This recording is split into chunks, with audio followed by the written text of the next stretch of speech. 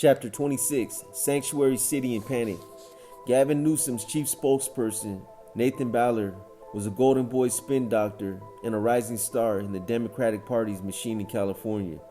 He joined Newsom's team in February 2008, not long before the mayor made it public he intended to run for governor.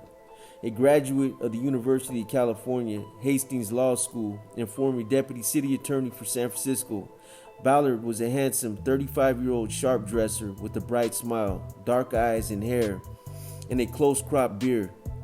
Prior to joining Newsom's team, Ballard served in various congressional and state legislative staff positions, as well as with the mayor of Oakland's Office of the Public Defenders in San Francisco. When the public artery exploded after Popeye was arrested for the Bologna family murders, Newsom turned to his young ace Ballard to spearhead the publicity crisis management effort. Ballard sized up the growing controversy surrounding the Bologna and Miranda murders and moved fast to mitigate the political damage. He emailed Kevin Ryan and others on the mayor's staff, requesting they prepare a simple one-pager describing how the city was in no way aiding or giving legal advice or aid to undocumented criminals. Ryan complained bitterly to Ballard in his reply email the same day. He said in the past 2 years, the mayor's office of criminal justice, which Ryan only recently took over, doled out $300,000 to 3 community-based organizations for programs to assist undocumented, unaccompanied, monolingual youth. That means that all $300,000 went to serve undocumented juvenile delinquents, Ryan wrote back to Ballard. What's more, Ryan said, he just told Van Durken that the mayor's office now planned on scrubbing the program. The move would clearly be perceived as an admission to the youth The move would clearly be perceived as an admission that the Youth Assistance Initiative was a mistake from the start.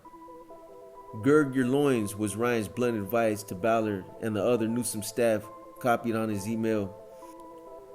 To the circling media, Ballard tried to emphasize that Newsom deserved credit for putting an end to the Juvenile Probation Department's policy of shielding illegal immigrant felons from the feds as soon as he found out about it the previous May.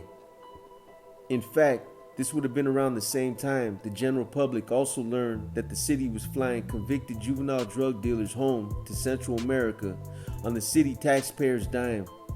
In fact, the city had escorted over 30 alleged juvenile felons out of the United States and back to Central America.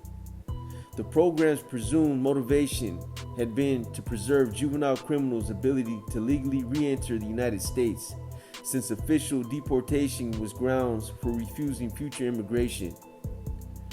The secret free flight home scheme was discovered by HSI agents at the George Bush Intercontinental Airport in Houston, who stopped and interrogated a San Francisco juvenile probation officer accompanying several convicted Honduran drug dealers that were about to board a flight home. In their hands, they held plane tickets paid for by the city of San Francisco.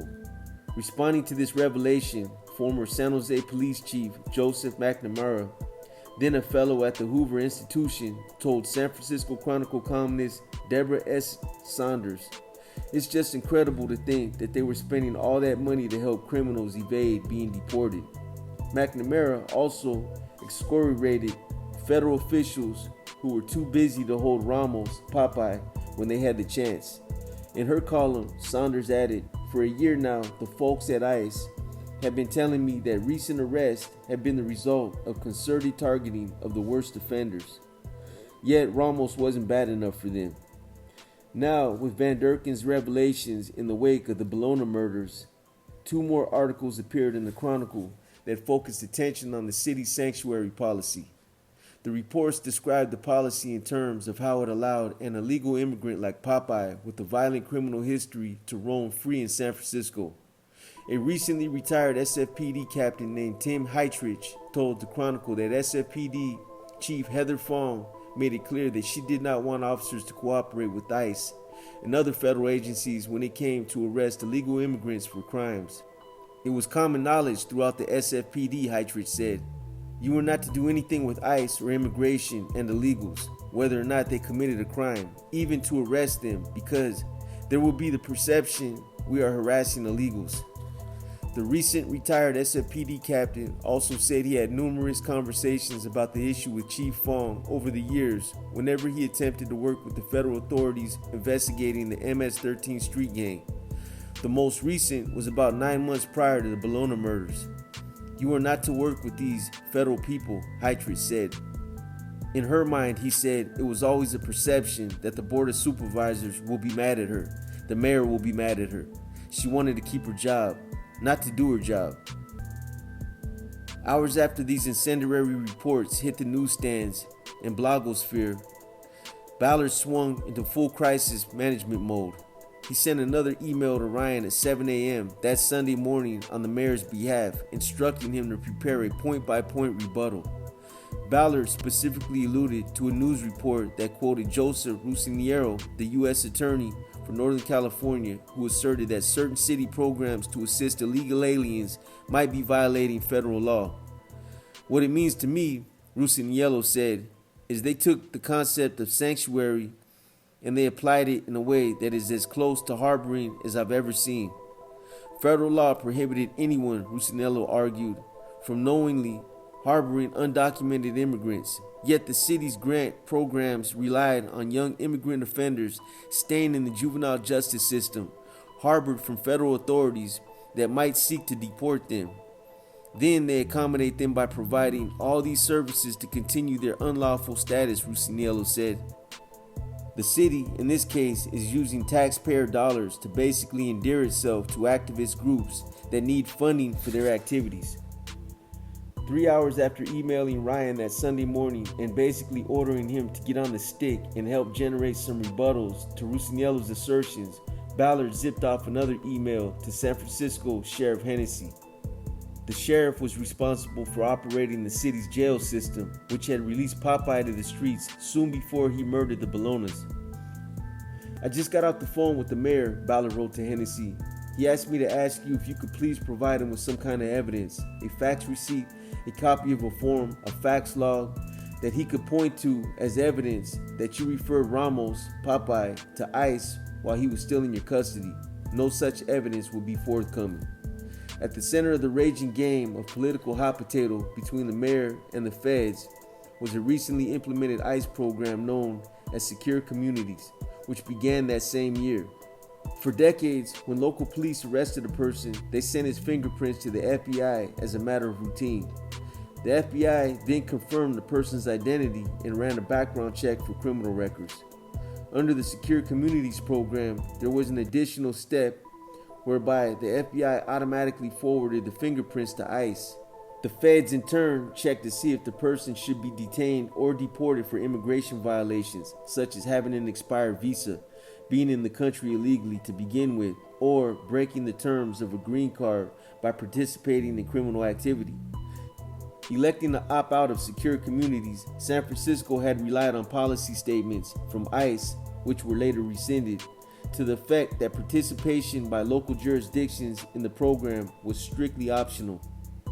They were the ones that let Popeye go free a few months earlier after he was arrested with Spooky, who was in possession of the murder weapon that killed Ernard Jotlik and Philip Ning. There was no record the sheriff had notified ICE of Popeye's impending release. It wasn't just the feds and the local media who were on Newsom's ass now. Significant national media coverage of the Bologna family murders was taking aim at Newsom as well, just as he was preparing to ramp up his campaign for governor. The timing could not have been worse for the promising young star in the Democratic Party. While the political pissing match was underway between all the various rivals, yet another San Francisco political player decided to jump into the fray. Jeff Adachi, the city's independently elected public defender, reached out to California Attorney General Jerry Brown's office requesting an investigation into the leak of juvenile criminal records from the public defender's office to the media. Adachi ran an office of nearly 100 attorneys and 60 staff members with an annual budget of $24 million. His office represented an estimated 24,000 individuals annually in San Francisco who were being charged with everything from minor misdemeanors to violent felonies. It was Adachi's office, claimed U.S. Attorney Rusiniero, that was orchestrating the juvenile court's harboring of immigrant felons. Adachi was seriously upset over the Chronicle's articles revealing Popeye's and Guillermo's criminal histories as juveniles. Adachi also wrote a letter to a state superior court judge seeking an investigation into a breach of confidential information from his office. What we have here is a consistent pattern of somebody who is leaking confidential information, protected information. The legislature has enacted these laws to protect children because juvenile proceedings are not considered criminal proceedings. The laws prohibit disclosure of the identities of juveniles or the circumstances of their cases to the press or anyone else.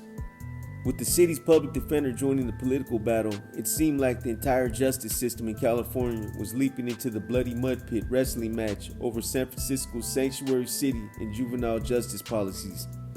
Mayor and sheriff to the state attorney generals. From the mayor and sheriff to the state's attorney general to the U.S. Attorney's Office for the Northern District of California, the controversy dug deep trenches between bitterly opposed political factions. Above the local U.S. Attorney's Office, of course, were DOJ main headquarters and HSI headquarters in D.C., which had a big dog in the fight in the form of Operation Devil Horns, run on the ground by Santini and Gwynn. The pressure was on Santini now to do whatever was necessary to prevent another murder committed by members of 20th Street before the gang's takedown was complete. In a hostile atmosphere of government finger-pointing and leaks, Santini also worried now that the operation might be publicly exposed somehow. Gwynn still needed to finish working the grand jury process and to persuade the jurors to issue indictments against nearly 36 20th Street homies. Without the indictments, the gang was free to continue its crazy violence on the streets.